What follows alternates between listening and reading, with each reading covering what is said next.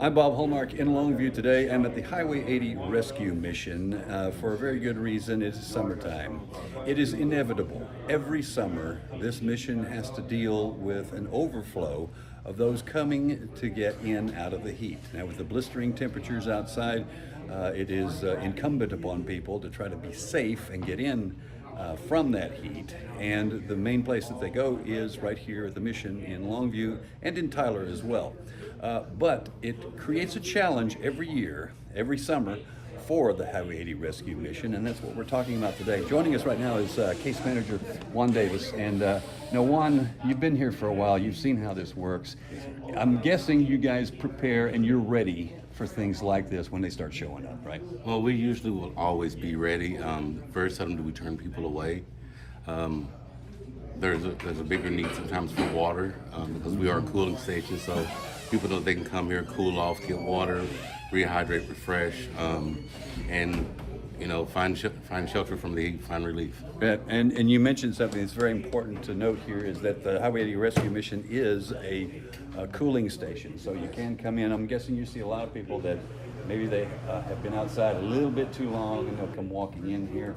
And this is where you can also get something to eat. You can get water, a respite, come in and get your body temperature down. And I'm guessing you see a lot of people that do that. Every day. Yeah.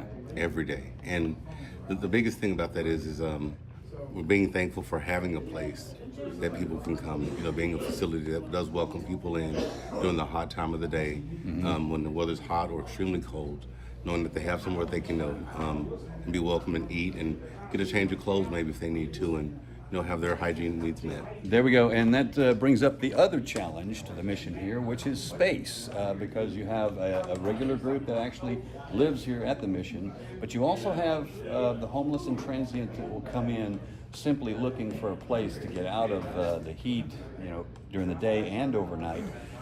You guys don't turn anybody away, but that creates a challenge for you. You have to find a spot for them, right? And that is part of the fun every night.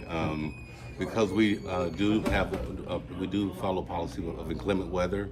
When the temperature reaches over 95 or under 60, then people can come in off the streets, even if they have a restriction.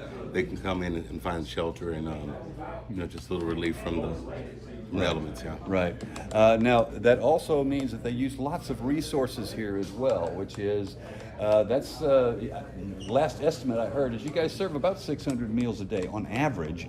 But you also have to account for people that are coming in. So you're going through a lot of resources as you do this, which is why there's a need for donation. There's always a need for donations, especially food, hygiene supplies, clothes.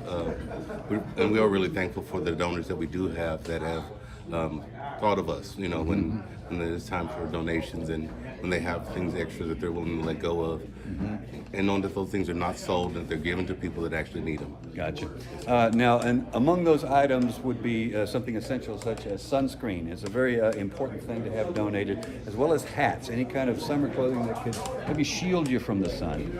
So water, always a constant. You got to have water, sunscreen, hats, socks. Socks. That's a really important one for proper foot health, especially for a population that is out in the elements.